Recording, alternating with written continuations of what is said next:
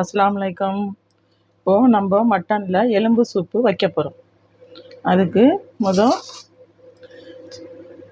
சின்ன வெங்காயம் கொஞ்சம் சின்ன வெங்காயம், அடுத்தது பெரிய வெங்காயம் போட்டுக்கிறோம்.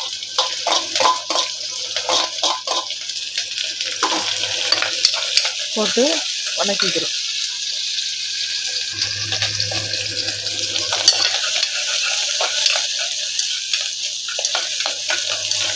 வெங்காயம் கண்ணாடி பதம் வர்ற வரைக்கும் வதக்குறோம்.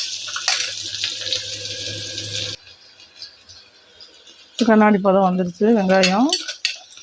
இப்போது இஞ்சி பூண்டு போட்டுக்கிறோம். சூப்புக்கு தேவையான இஞ்சி பூண்டு போட்டுக்கிறோம். இஞ்சி பூண்டு வதங்கிட்டு இஞ்சி பூண்டு பச்சை வாசனை போகிற அளவுக்கு வதக்கிட்டு தக்காளி போட்டு வதக்கிக்கிறோம். எங்கள் வீட்டில் குட்டீஸ் இருக்காங்க, அதனால் அவங்களுக்கு காரம் இல்லாமல் தான் செய்யணும். அப்போ தான் சாப்பிடுவாங்க குட்டீஸு.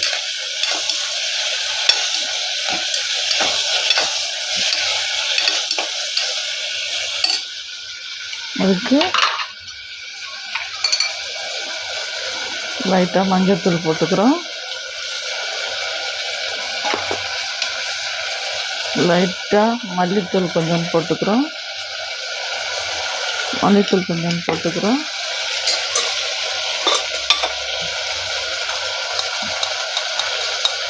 லைட்டாக கரம் மசாலா போட்டுக்கிறோம். போட்டு வதக்கிக்கிறோம்.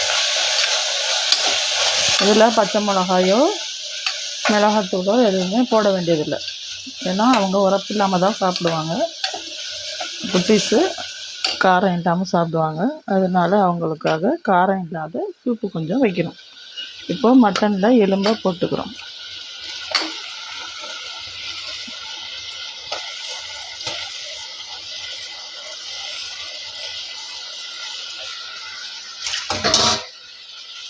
மட்டனில் எலும்பை போட்டு நல்லா வதக்கி விடுறோம். லைட்டாக உப்பு போட்டுக்கிறோம்.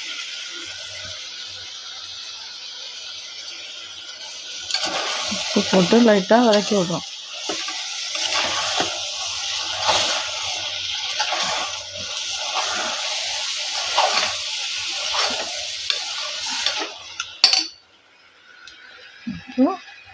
தேவையான அளவு தண்ணி ஊற்றிக்கலாம்.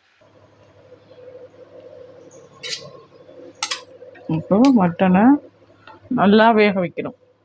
சூப்பு நல்லா வேகட்டும்.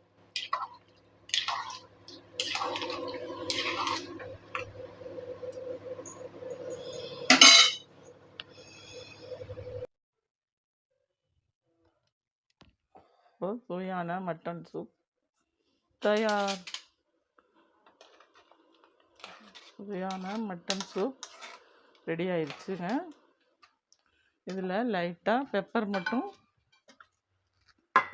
போட்டுக்கணும். லைட்டாக பெப்பர் தூள் மட்டும் நம்ம போட்டுக்கிறோம். இன்னும் காரம் எதுவுமே போடலைல, அதனால் லைட்டாக பெப்பர் தூள் போட்டுக்கிறோம். ஓகேவா? முடிஞ்சிடுச்சு. இப்போ மட்டன் சூப்பு சாகிரா சமையலில் மட்டன் சூப்பு தயார் பண்ணியிருக்கோம். இந்த வீடியோ பிடிச்சிருந்தா சாகிரா சமையலுக்கு லைக் பண்ணுங்கள், ஷேர் பண்ணுங்கள், சப்ஸ்கிரைப் பண்ணுங்கள்.